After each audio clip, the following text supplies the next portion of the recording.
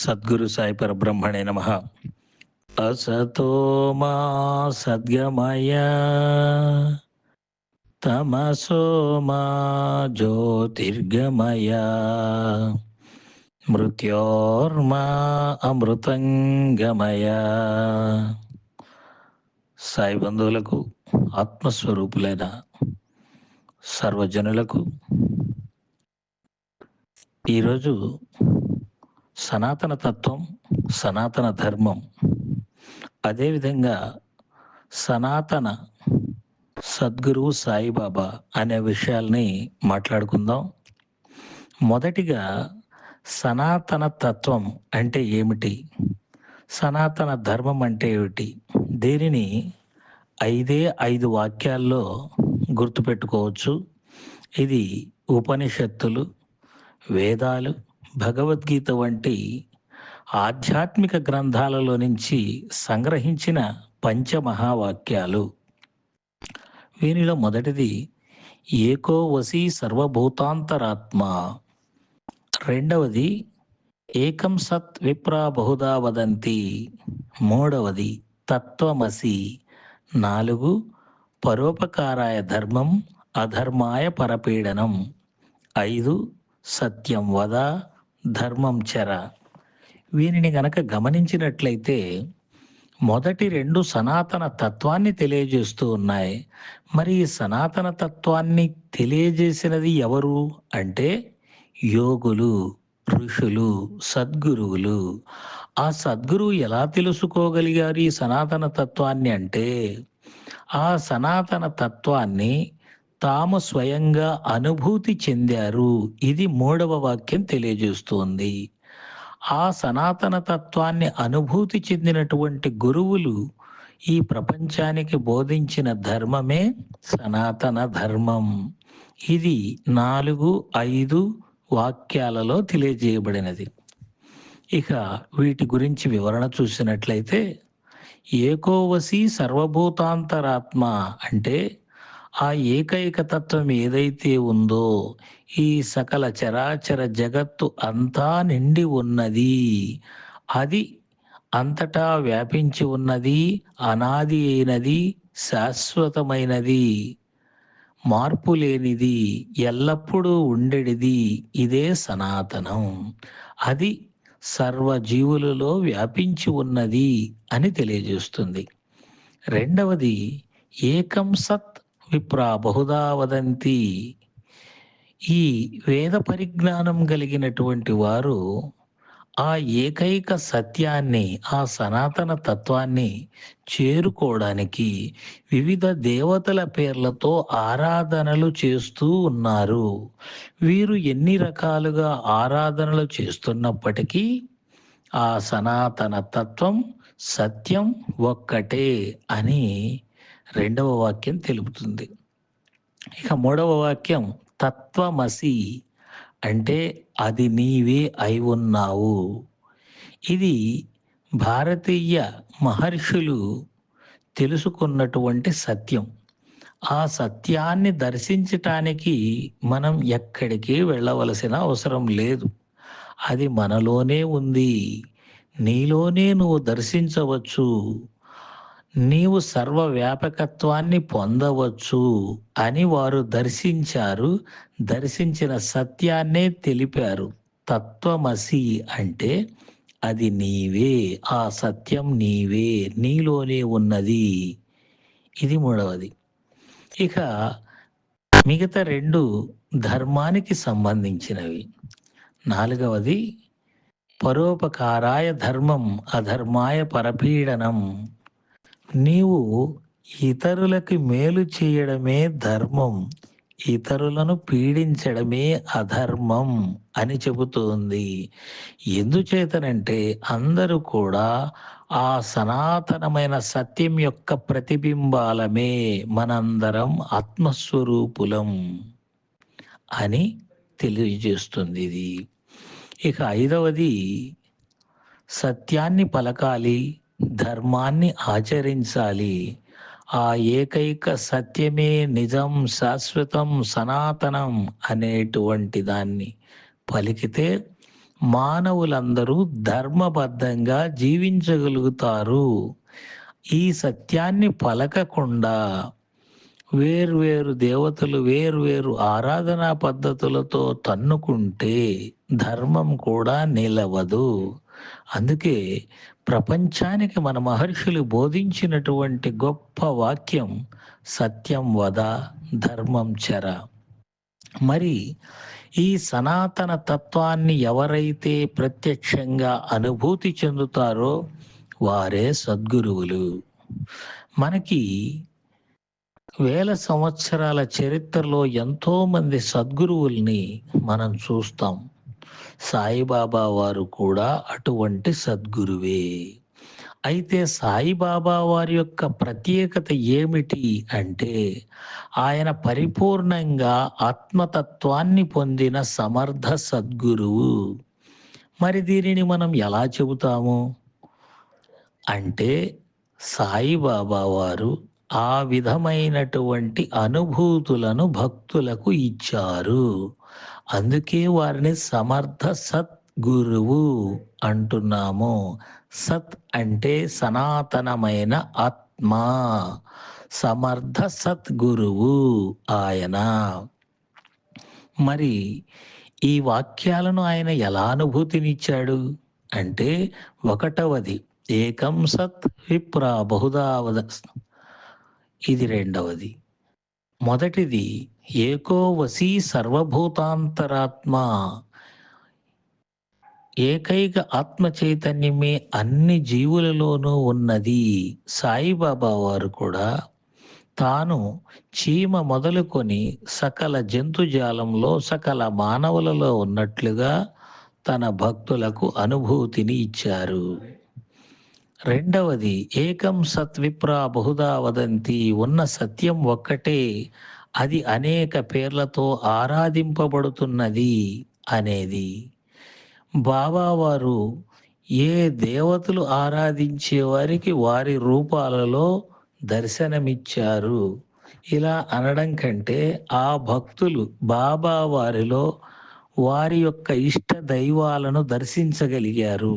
హిందువులే కాదు, మహమ్మదీయులు, క్రైస్తవులు కూడా ఈ విధమైనటువంటి దర్శనాలను పొంది బాబా వారికి శిష్యులుగా మారారు. ఇక ఈ రెండింటినీ వారు ఎలా ఇవ్వగలిగారు అంటే నిరంతర ఆత్మానుసంధానంలో ఉన్నటువంటి పరమాత్మ స్వరూపుడే సాయిబాబా తత్వమసి. ఇక నాలుగవది బాబా వారు ఎల్లప్పుడూ చెప్పినదే అది, నీకు సాధ్యమైనంత వరకు ఎల్లప్పుడూ ఇతరులకు మేలును మాత్రమే చేయుము. నీవు ఎప్పుడు ఇతరులకు హాని చేయరాదు. ఇదే బాబావారి ప్రబోధం. అందుచేత బాబావారు తెలిపిన మార్గం సంపూర్ణ సనాతన ధర్మం. ఇక బాబావారు చెప్పిన వాక్యాలు కూడా సనాతన ధర్మంలోని 5వ వాక్యం వలె సంపూర్ణంగా సమర్థిస్తూ ఉంటాయి. సబ్కా మాలిక్ ఏక్, అందరి దేవుడు ఒక్కడే, ఆ సత్యం ఒక్కటే, అదే సత్యం, ఇదే సత్యం వద అని చెప్పబడినది. ధర్మం చెరా, ధర్మ మార్గంలో నడవాలి అంటే సత్యం పైన మనకు నిష్ఠ ఉండాలి. ధర్మం ఆచరించాలంటే సహనంతో మనం జీవించాలి. ఇవి రెండు మనల్ని ధర్మ మార్గంలో నడిపేవి. ఇదే ధర్మం చెర. అందుచేతనే సాయిబాబా వారిని ఈనాడు ప్రపంచవ్యాప్తంగా సనాతన సద్గురువుగా ప్రజలందరూ పూజిస్తూ ఉన్నారు. అయితే సాంప్రదాయవాదులు చాలామంది ఉన్నారు. ఇది హిందూ మతంలో అనేక సాంప్రదాయాలు ఉన్నాయి. క్రైస్తవం, ఇస్లాం, బౌద్ధం, జైనం ఇలా కూడా అనేక సాంప్రదాయాలు ఉన్నాయి. ఎందుచేత వీటిని సాంప్రదాయాలు అంటున్నామంటే వీరు ఒక దేవుణ్ణి తీసుకుంటారు, ఆ దేవుడి ద్వారా స్వర్గాన్ని పుణ్యాన్ని పొందాలి అనుకుంటారు. అది సనాతన తత్వంలో స్వర్గ నరకాల ప్రస్తావన ఉండదు. సర్వంలో భగవంతుణ్ణి దర్శించటం ఉంటుంది. అందుకే సనాతన ధర్మంలో, సనాతన తత్వంలో సద్గురువుల మార్గనిర్దేశనం ఉంటుంది. సాంప్రదాయవాదంలో, సాంప్రదాయ ధర్మాలలో దేవుళ్ళు, అదేవిధంగా ఆ మార్గంలో మార్గం చూపే వ్యక్తులు మాత్రమే ఉంటారు. అయితే సూడో సనాతనవాదం వినిపించేవారు కూడా ఉంటారు. ఎందుచేతనంటే సనాతన తత్వం, సనాతన ధర్మం ఒక సాగరం వంటిది. అది ఎంతో ప్రఖ్యాతి చెందినటువంటిది. స్వామి వివేకానంద వంటి మహా వ్యక్తుల ద్వారా ప్రపంచం మొత్తానికి తెలియజేయబడినది. అందుచేత ఆ కీర్తి ప్రతిష్టల కోసం తమకు తెలిసిన దానినే సనాతన తత్వమని, సనాతన ధర్మమని చెప్పేవారే సూడో సనాతనవాదులు. నిజానికి వీరు సనాతన ధర్మం అంటే ఏమిటి, సనాతన తత్వం అంటే ఏమిటి అనే విషయాలు ఎప్పటికీ చెప్పరు. కేవలం వాటిని నోటి ద్వారా మాత్రమే నినాదాలు చేస్తూ ఉంటారు. నోటితో నినాదాలు, కడుపులో కుతంత్రాలు అన్న విధంగా సనాతన తత్వం ఏమిటో తెలియకుండా సనాతన ధర్మం గురించి మాట్లాడుతూ ఉంటారు. అయితే ఈ సనాతన తత్వం తెలిసిన వారిని, తెలియని వారిని మనం గుర్తుపట్టడం ఎట్లా? సనాతన తత్వం తెలిసిన వారు ఈ 5 సూత్రాలను తప్పక చెబుతారు. అదేవిధంగా వారు గురు మార్గంలో ఉంటారు. ఇక ఈ సూడో సనాతనవాదం చెప్పేవారు సనాతన తత్వం అంటే ఏమిటి, సనాతన ధర్మం అంటే ఏమిటి అనే దానిని చెప్పరు. వారు ఏ ఒక్క సాంప్రదాయాన్ని పాటించరు, కానీ అన్ని సాంప్రదాయాలు తమవేనంటూ బుకాయిస్తూ ఉంటారు. నిజానికి సాంప్రదాయాలకు చెందిన వారు తమ తమ సాంప్రదాయాలలో సాగుతారు. కానీ ఈ సూడో సనాతనవాదులు మాత్రం సాంప్రదాయాన్ని పాటించరు, సనాతన తత్వాన్ని ఒప్పుకోరు. వీరు తమకు ఏది తెలిసిందో దానినే సనాతన తత్వమని, తమ ఆలోచనలనే సనాతన ధర్మమని ప్రకటిస్తూ ఉంటారు. మరి ఇక్కడ మనకు మరో సందేహం కూడా వస్తుంది. మరి వారు చెప్పేదే సూడో సనాతన ధర్మమా, నిజమైన సనాతన ధర్మమా అనేది? సనాతన ధర్మానికి చెందినటువంటి వారు ఎప్పుడు గురు మార్గంలో ప్రయాణిస్తూ ఉంటారు అని చెప్పుకున్నాం. అది భగవంతుణ్ణి గురువుగా చేసుకోవచ్చు, లేదు ఒక మహాత్ముణ్ణి గురువుగా చేసుకోవచ్చు. వారు ఎప్పుడు భక్తి భావనతో తమ గురువునే కీర్తిస్తూ, తమ గురువు సేవలో జీవిస్తూ ఆ యొక్క సనాతన తత్వ ప్రచారాన్ని చేస్తూ ఉంటారు. ఉదాహరణకు రామదాసును తీసుకున్న, అన్నమయ్యను తీసుకున్న, వీరబ్రహ్మేంద్ర స్వామి వారిని తీసుకున్న, రాఘవేంద్ర స్వామి వారిని తీసుకున్న, తుకారాం గారిని తీసుకున్న, రామకృష్ణ పరమహంస గారు, ఇలాగా అనేక మంది సద్గురువులుగా ఉంటూ తమ తరువాతి వారికి మార్గదర్శకాన్ని చేశారు. వీరు ఇతరులను ద్వేషించరు, సత్యాన్ని మాత్రమే ప్రచారం చేస్తూ ఉంటారు. అయితే సూడో సనాతనవాదులు సనాతన తత్వాన్ని చెప్పరు, కానీ ఇతరుల్ని ఎల్లవేళలా ద్వేషిస్తూ ఉంటారు. ఉదాహరణకు మన పురాణాలలో చెప్పుకున్నట్లు హిరణ్యాక్షుడు, హిరణ్యకశ్యపుడు, రావణుడు, కంసుడు వీరంతా తాము భక్తులైనప్పటికీ తమ దైవాల్ని ప్రచారం చేయడం కాకుండా ఇతరులను ద్వేషిస్తూ వారి వినాశనం కోసం పరితపిస్తూ అలా ఆరాటపడుతూ తమ జీవితాలను వ్యర్థం చేసుకుంటూ ఉంటారు.